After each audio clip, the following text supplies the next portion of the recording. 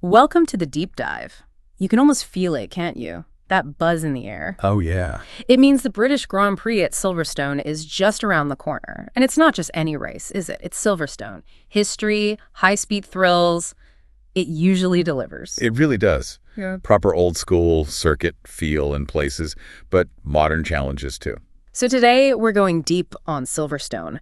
We've sifted through a whole load of sources, F1 news sites, expert commentary, the lot to kind of pull out the really crucial stuff. Mm-hmm.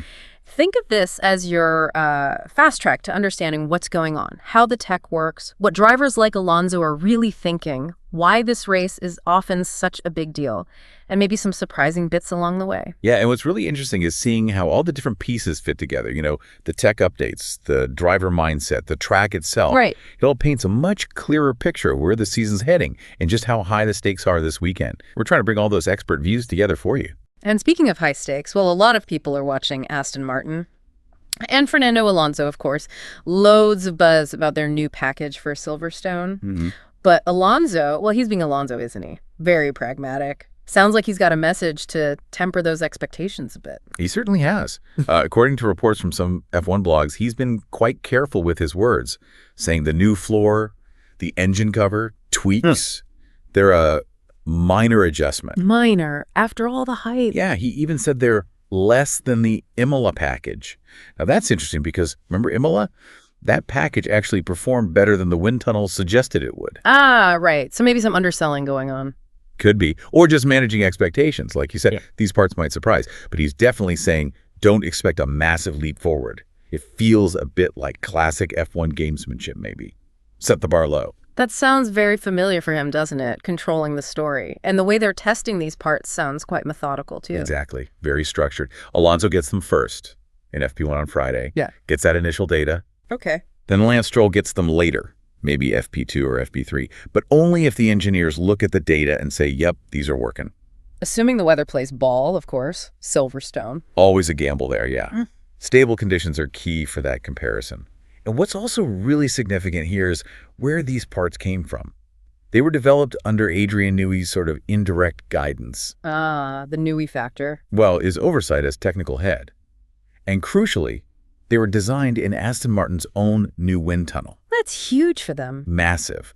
Remember, the Imola bits were partly done in the rented Mercedes tunnel. This is a big step up for their own development capability. It really shows their ambition having those facilities online now. It speaks to that bigger picture, doesn't it? Yeah. Beyond just one race weekend, Aston Martin's playing the long game, and Alonso seems fully bought in. Oh, completely. When you look at the wider strategy, Alonso isn't just thinking about points this weekend. He's focused on the team's core strength, the long-term project. He keeps saying the factory is the real measure of progress. More than the immediate results. Almost, yeah. He talks about the transformation, from a smaller outfit, subcontracting parts, renting facilities, to what he calls a huge technological campus. Over 1,000 people now. Wow. Their own wind tunnel, their own simulator. Though he did admit the simulator software needs work to get that correlation perfect with the track, still, it's a massive change. And he wasn't shy about telling critics to maybe look at that bigger picture. Not at all. He basically gave what F1 blogs called a recado, like a rebuke, a telling off to some in the media. Really? Yeah, he sounded genuinely annoyed that people were judging them just on early 2025 results without considering this huge investment and growth in facilities. He literally said something like, I hope some of your colleagues don't forget it next time. Strong words. He clearly believes in the project. He really does. He sees the factory, the investment, as the real proof of their trajectory, maybe more than the points fluctuations right now. Which makes sense, especially thinking ahead to 2026 and the new rules. Exactly. Yeah. That long-term vision, the new campus, it's all geared towards that 2026 reset. He sees it as a big opportunity for Aston Martin and maybe others to really challenge the top teams. But for this year, he's realistic. Very. He's acknowledged, the first 4 teams are kilometers ahead, basically untouchable most weekends. So for Aston Martin now, it's about consistently grabbing points, 9th, 10th. Damage limitation almost. Yeah, and hoping for chances if the top cars hit trouble, like they saw in Austria. Higher finishes depend on others faltering, realistically. Okay, well, shifting focus back to Silverstone itself.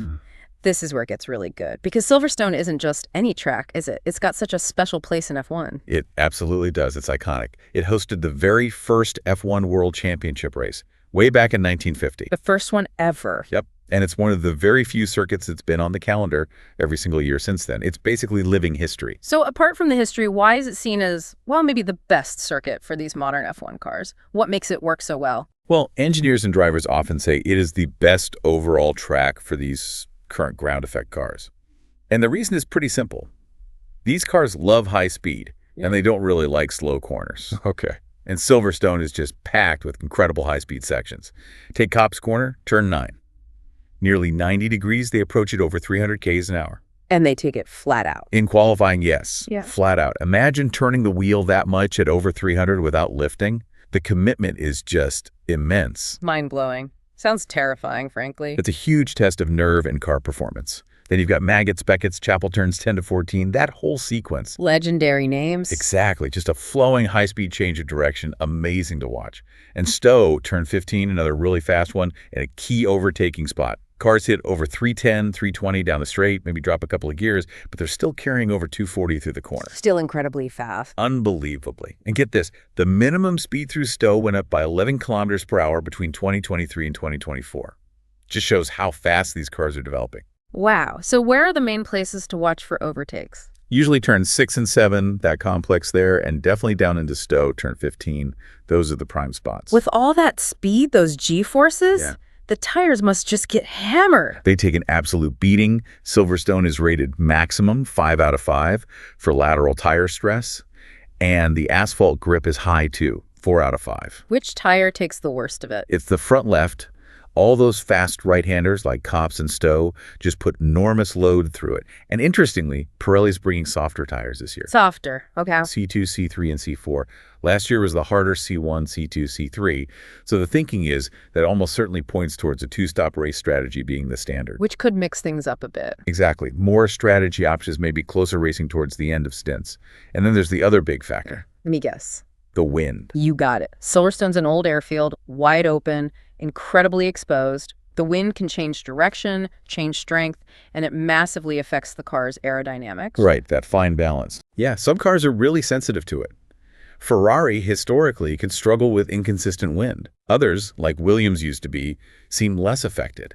It's that invisible force that can really shuffle the order unexpectedly. So with all that complexity, the track, the tires, the wind, the car, how does someone like Fernando Alonso just keep performing at this insane level at his age? What's his secret? It's a great question. It's more than just speed, isn't it? It's about being a complete racer. Yeah. Commentators often talk about his cold head, his ability to stay calm, but also have a really open mind during a race. Planning ahead. Massively. He apparently runs through multiple scenarios before the race even starts. And then his big strength is adapting on the fly. People talk about his brain being like an old CPU, just processing huge amounts of data while driving at 300 kph. Adjusting strategy, managing the car. All of it. Managing DRS trains, for example. Knowing exactly when it's actually beneficial to let someone pass him to get DRS yourself later. His tire management is legendary too.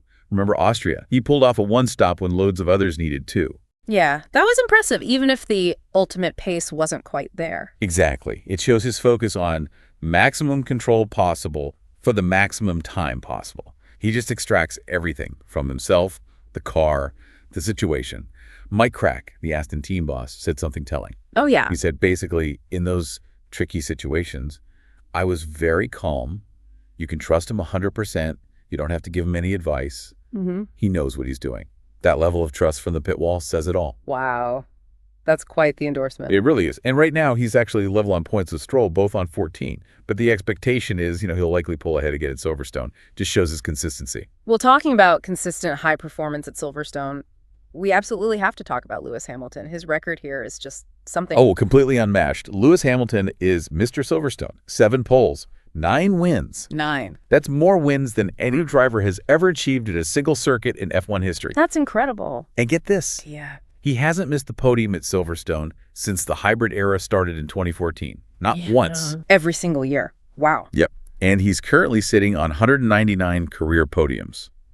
So the chance to get his 200th on home, That's a huge storyline this weekend. He just seems to find something extra there, doesn't he? Especially if the weather gets tricky. He really does. Last year's win in those mixed conditions was pure Hamilton magic. He just looked unbeatable. Yeah. There's definitely a special connection. And, thinking ahead, the image of him possibly appearing in Ferrari red for the first time in front of his home crowd next year. That'll be quite a moment. Hugely emotional, I'd imagine.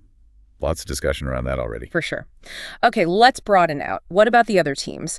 What are the predictions looking like for Silverstone based on, say, those computer sims the analysts run? Right. Well, interestingly, some simulations are predicting McLaren first. It's their home race, too, of course.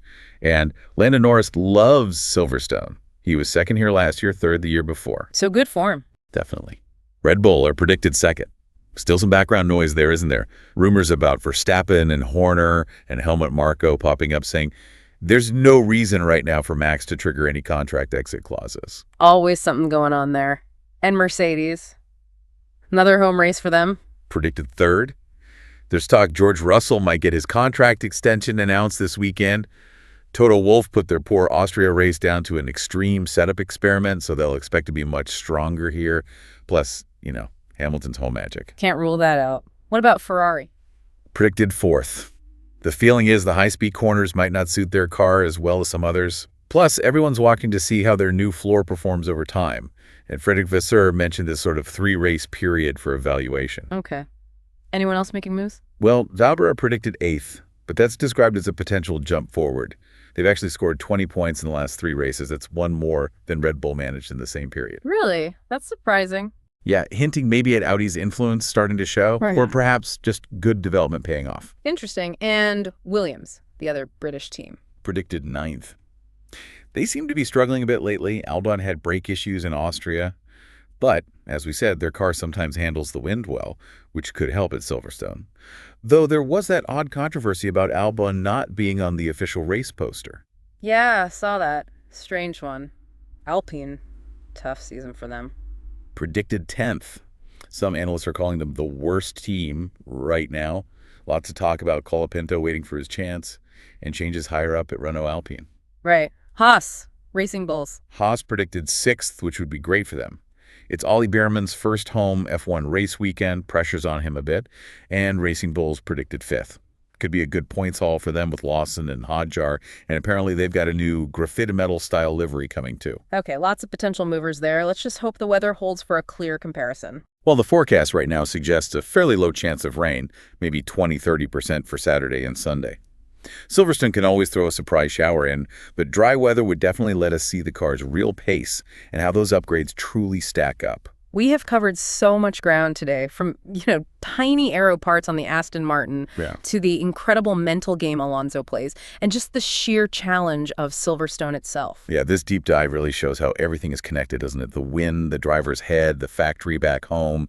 It all feeds into what happens on track on Sunday. It's such a sport of fine margins. Relentless pursuit of tiny gains. Absolutely. Which kind of leads us to a final thought for you to ponder. Given this constant push for perfection, you see teams like Aston Martin building these incredible new facilities, yet the same few teams often remain dominant. Does that suggest that even the best tools and talent have limits in the current F1? Or is a real shakeup of the order just waiting for the right moment, maybe that big rule change in 2026?